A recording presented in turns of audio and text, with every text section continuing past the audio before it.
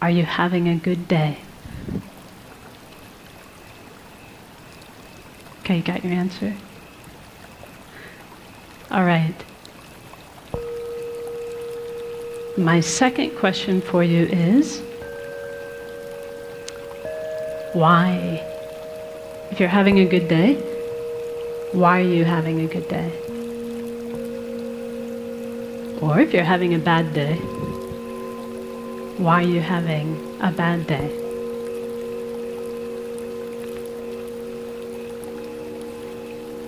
So I have one more question for you. This should be the easiest one of all. My last question is, tomorrow, would you rather have a good day? Or would you rather have a bad day? Do you have your answer for that one? What about the day after tomorrow? What about Sunday? Let's see, yeah, that's right. Tomorrow's Saturday, Sunday. How about Monday? Would you like to have a good day or a bad day on Monday? Tuesday? Wednesday? Thursday? Friday? This time next week? A good day or a bad day?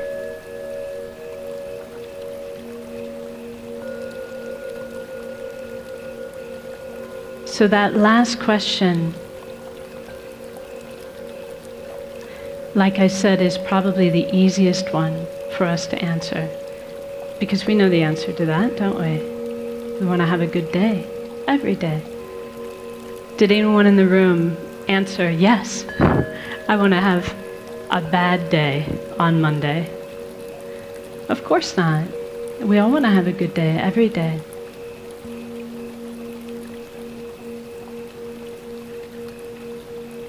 So this is really speaking to the type of happiness that we all wish for in our heart of hearts. We have a good day when we are happy. And we want to be happy every day. There's never a day when we don't want to be happy. But whether or not we have good days or bad days really depends upon how we answered the second question. Do you remember the second question? What was the second question? Why? Why am I having a good day? Why am I having a bad day? So one thing that my teacher says, his name is Geshe Kelsang Gyatso, and he says that much of the time our mind is like a balloon in the wind, blown here and there by external circumstances. Do you know that feeling? He says when things are going well, when they're going our way, we feel happy. But then if something goes wrong, for example, he says if we're forced to work with a colleague that we dislike, but I'm sure none of you have colleagues you dislike, right?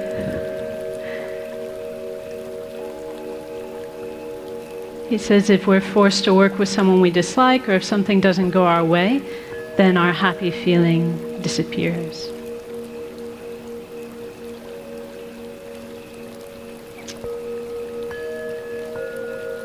So as long as our answer to the question, why am I having a good day, or why am I having a bad day? Because this is a question people ask us, like maybe when you get home today, someone will go, well, so how was that TED thing? Did you have a good day? And we'll say, yeah, I did. There was this lady and she talked to us about how we need to be compassionate towards former inmates, and there was this performer who did this awesome beatboxing thing with his mouth, and this person and that person. As long as our reasons for why we had a good day are a list of external conditions, then we're not going to have the stable happiness that we all want. Does that make sense to you? Because if that's what our happiness depends upon, because we cannot control people and circumstances every single day, then our happiness will be in the hands of others, won't it? It'll be at the whim of our circumstances. So if you really wish to have a good day every day, we've got 2 things we need to do. So the first thing that we need to do is we need to stop outsourcing our happiness and outsourcing our unhappiness onto people and circumstances. In other words, we need to stop attributing our happiness to what's going on externally.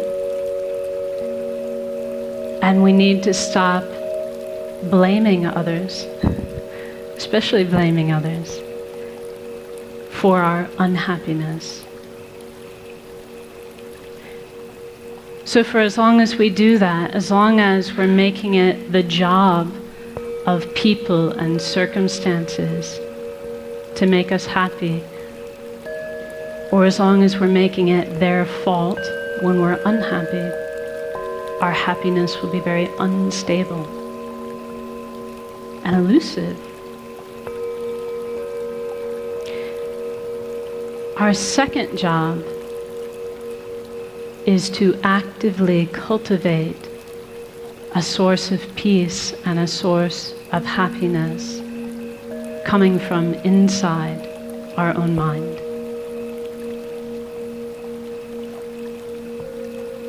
So here's something I want you to commit to memory. Are you ready? This is another line from one of my teacher's books where he says, happiness and unhappiness are states of mind, and therefore their real causes cannot be found outside the mind. So if we have a peaceful state of mind, we will be happy regardless of people and circumstances. If our mind is unpeaceful or agitated, then even if we have very good circumstances, we'll find it impossible to be happy.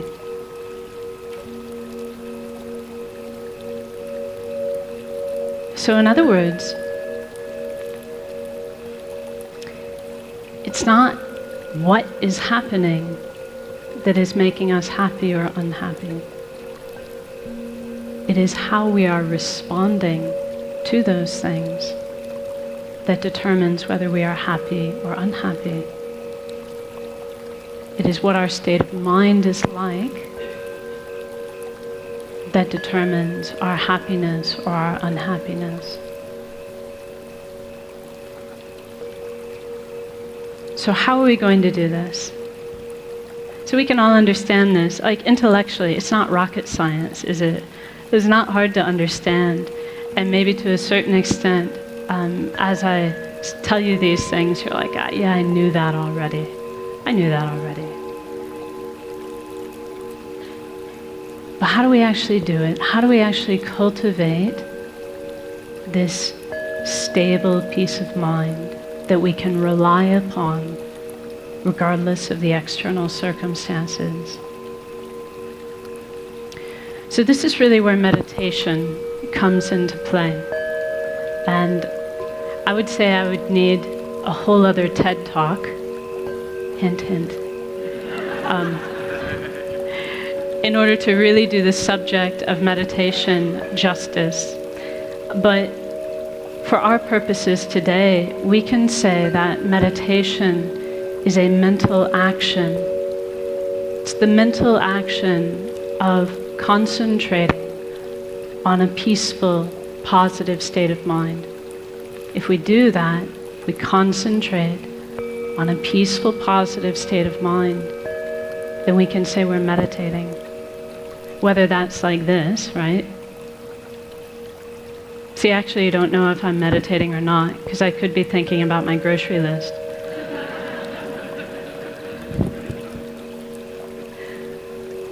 It's only meditation if I'm actually focusing on a positive, peaceful state of mind. But the trick is, I can do it like this. This is called formal meditation. But we can also learn to do this all the time in our daily life.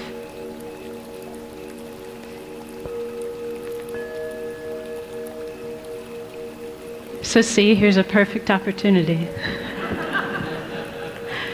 We concentrate on a mind of patience. We're not disturbed, not unhappy. So why don't we try it now? Are you up for it? Just a short meditation. According to the clock, I've got 3 minutes left. This is going to be a very brief one. But let's actually try it. Let's try to tap into our own potential for a peaceful, positive state of mind. So now I'll ask you just to sit comfortably and place your feet flat on the floor and your hands within your lap.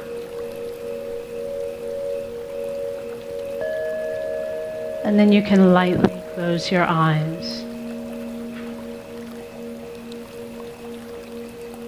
and become aware of the sensation of your breath at the tip of your nose.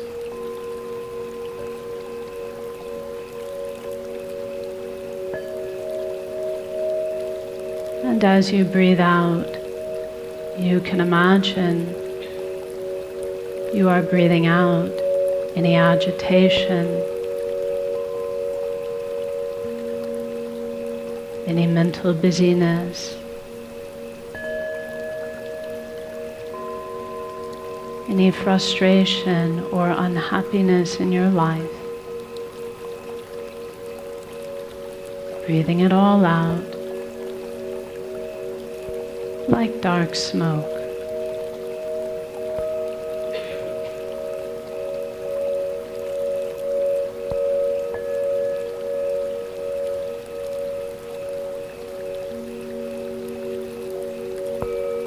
And as you breathe in, you can imagine and believe that you are breathing in a clear, bright light,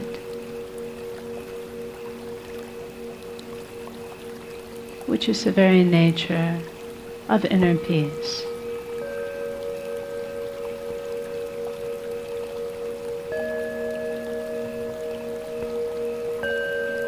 And you can imagine that this clear, bright light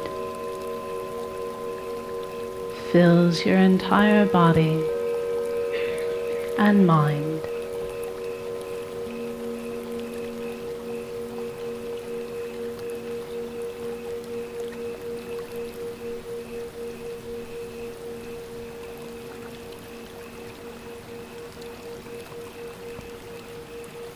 And for a few seconds,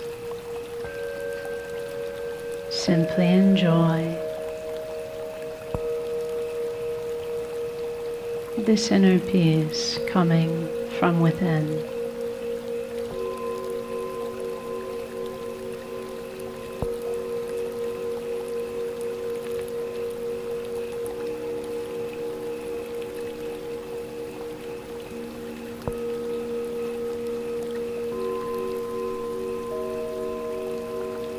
And now as we finish,